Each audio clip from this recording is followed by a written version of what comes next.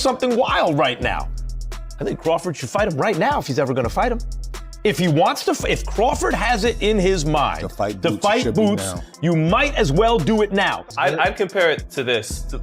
Jaron Ennis, Terence Crawford. Jaron Ennis is Tracy McGrady, Vince Carter.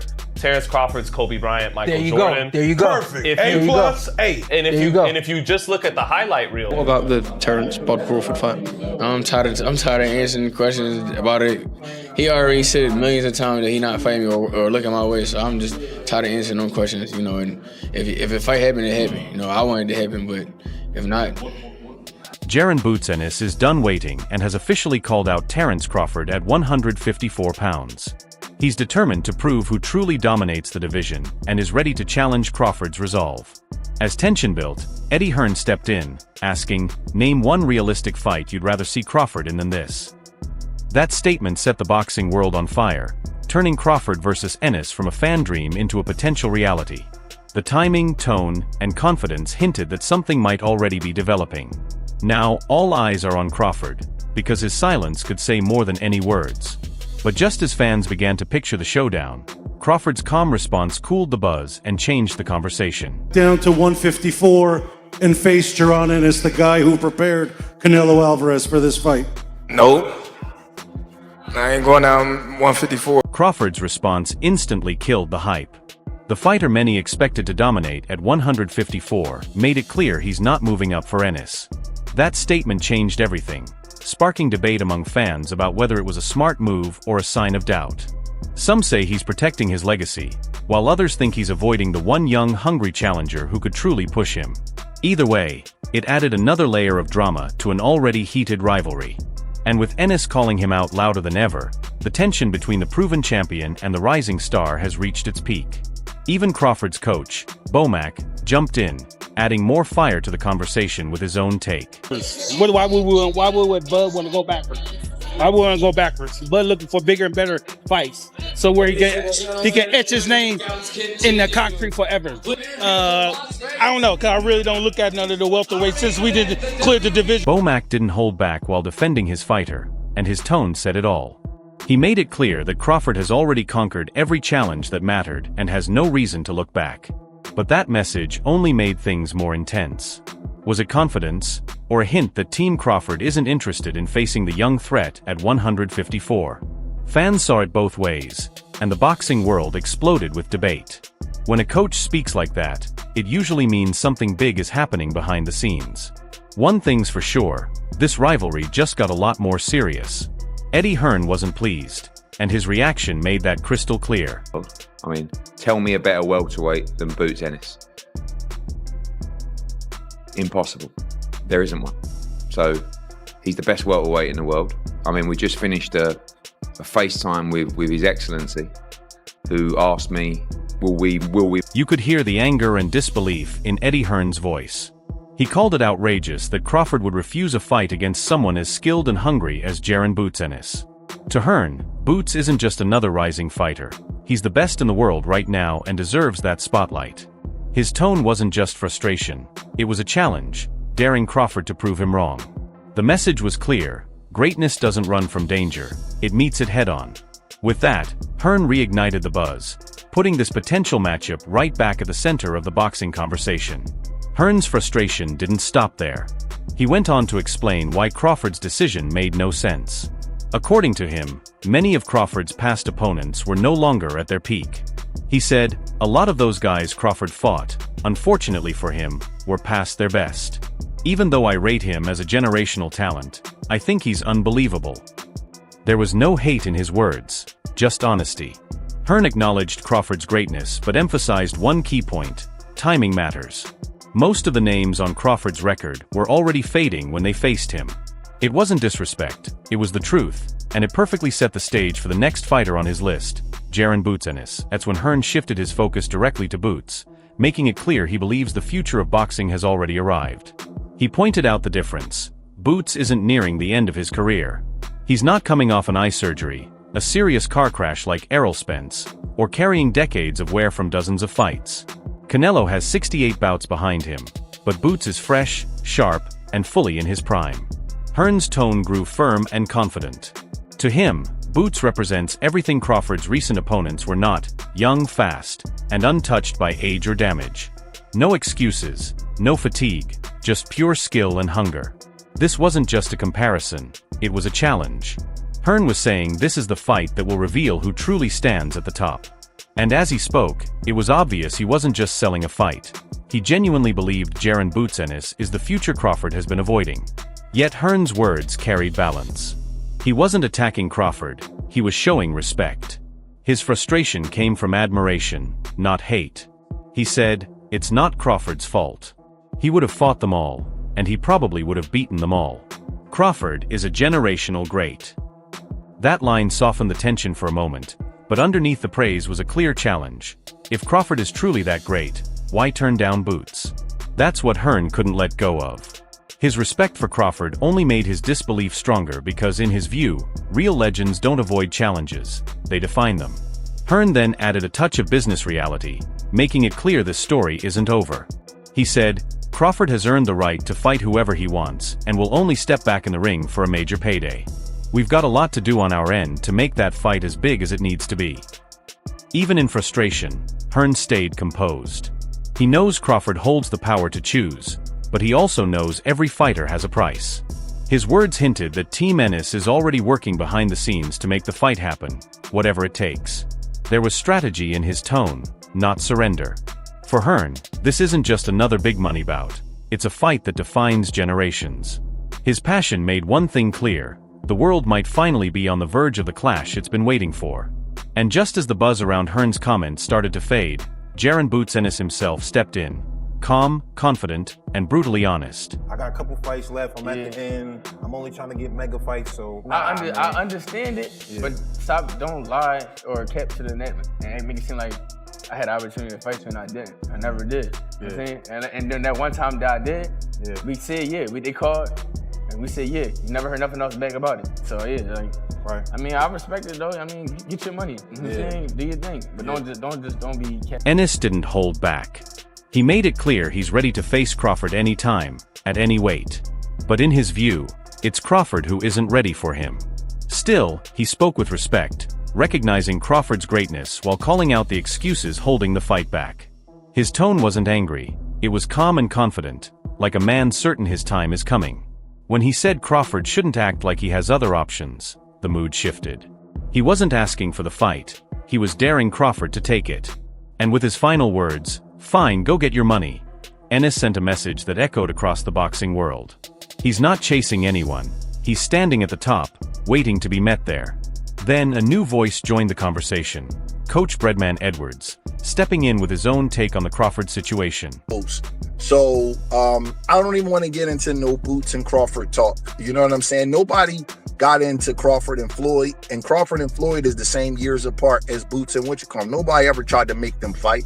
So I don't want to get into that because I don't really know if it's possible. And when Crawford does achieve something, people just move the goalpost. So honestly, I don't even want to get into the whole Boots and Crawford conversation. You know what I mean? No one ever pushed for Crawford to fight Floyd, and the age gap between Crawford and Floyd was the same as it is between Boots and Crawford. Nobody tried to make that fight happen back then, so I'm not sure it's even realistic to expect this one to happen now. But he didn't. And nobody cared. It wasn't like it was a duck. It wasn't a duck. It was like they kind of different eras, even though they fighting at the same time. So I don't really know if it's possible because Boots will have to leave 54. And it's a bunch of work at 54. Crawford will have to come down from 68 and clear out 68, which ain't no guarantee. You know what I mean? It's like too much room. We got to see. Breadman didn't join the hype. Instead, he slowed things down. His tone was calm but steady, reminding everyone that not every dream fight is meant to happen right away. He drew a comparison that made people stop and think. Sometimes, different boxing generations just don't line up. It wasn't about fear or dodging a challenge, it was about timing and perspective. Breadman suggested that rushing the fight could ruin what might later become a legendary matchup. His words hit hard, not because he spoke loudly, but because they came from someone who truly understands the sport. He went on to explain why Crawford versus Ennis might need more time before it becomes a reality. If Crawford has it in his mind to fight Boots, you might as well do it now. What did Floyd Mayweather do with Canelo Alvarez?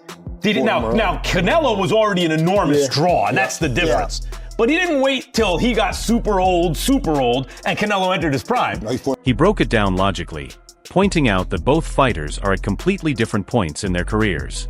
Crawford is focused on conquering higher weight divisions, while Ennis is still building his legacy at 154.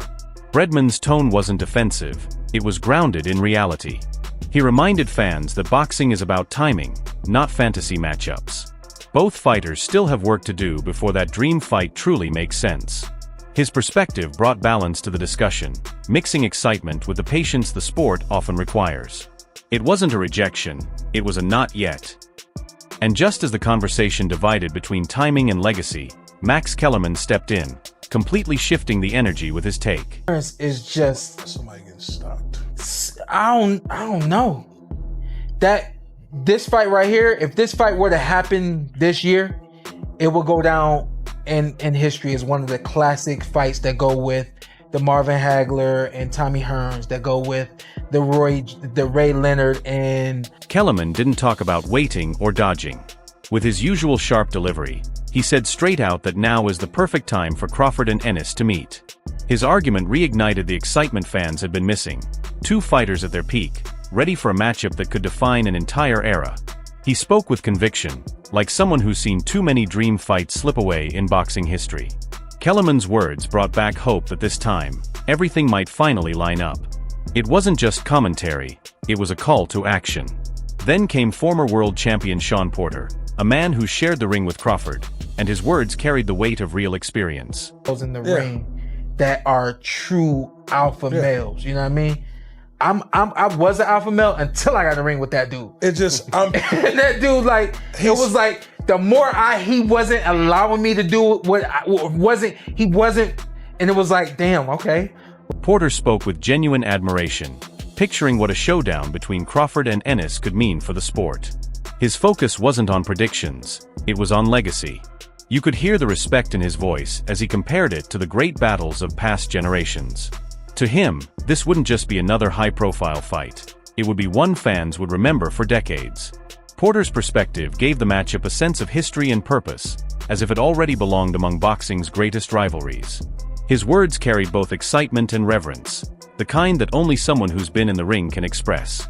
And as he continued, his tone shifted from admiration to deep understanding, capturing exactly what makes both fighters so dangerous. Grady Vince Carter, Terence Crawford's Kobe Bryant, Michael there you Jordan. Go. There you go. Perfect. A+, And if you just look at the highlight reels, you might actually think Vince Carter is better. You might think Vince Carter. He described the matchup as more than just two fighters colliding.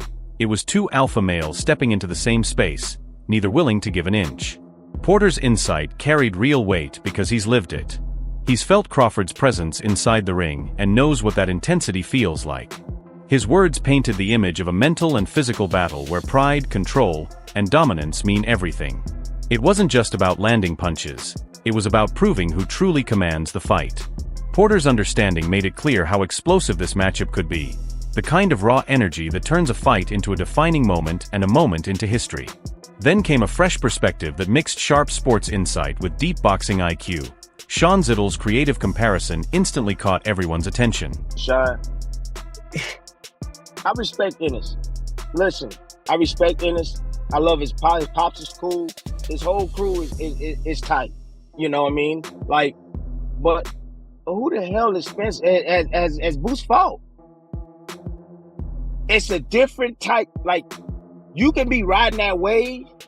You've been getting all these knockouts of all these other different guys, but you've never been in the ring with an animal like Crawford. And when you get in there for the first time and you get hit upside your head and you see that you can't do the stuff that you usually do against the guys that you fought. Zittle broke down the Crawford versus Ennis debate in a way no one saw coming, using basketball legends to make his point. His analogy perfectly captured the generational gap, the youthful explosiveness of Ennis versus the seasoned greatness of Crawford. It wasn't just clever, it reflected exactly how fans view the two fighters today. Ennis brings the flash and flair, while Crawford represents polished dominance. Zittle's tone was lighthearted but sharp, reminding everyone that greatness isn't just about highlight moments, it's about legacy, control, and staying on top. His comparison left fans wondering if they were watching history repeat itself, only this time with boxing gloves instead of sneakers. Then came Tim Bradley, never one to hold back, delivering a strong warning to those getting swept up in the Ennis hype. For him to get in this type of fight with Crawford, you know what I'm saying? I would hate for him to get in this fight and look average. Look average. Because if you go back and you watch a lot of, and he's a spectacular fighter. Boots is a spectacular fighter. I'm a fan. I'm a fan of Boots. I think he's next. But he needs to be tested. He spoke with genuine concern for Ennis's career, saying he doesn't want the young star to rush into a fight that could make him look ordinary too soon. Bradley's words reflected both respect and experience. He's a fan of Ennis, but he also understands timing. To him, Ennis is special, but he still needs one real test before stepping into the fire with Crawford. It wasn't criticism, it was tough love from someone who's seen how quickly hype can fade in boxing. His message echoed across the debate: talent is one thing, but proving it against the very best is something else entirely. In the end, one thing is certain: Jaron Ennis versus Terence "Bud" Crawford isn't just another fight topic. It's a clash between generations, youth versus legacy, the future versus the present. Every voice, from Eddie Hearn's frustration to Crawford's silence, from Porter's respect to Bradley's caution, adds fuel to a fire that's impossible to ignore. The boxing world feels like it's holding its breath, waiting for the day both men finally settle it in the ring. But what do you think? Is Crawford protecting his legacy or just being smart about timing?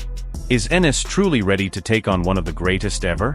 Could this fight live up to the hype, or even change the future of boxing forever? Share your thoughts in the comments below, and don't forget to subscribe to our channel for more debates, reactions, and behind-the-scenes stories from the boxing world.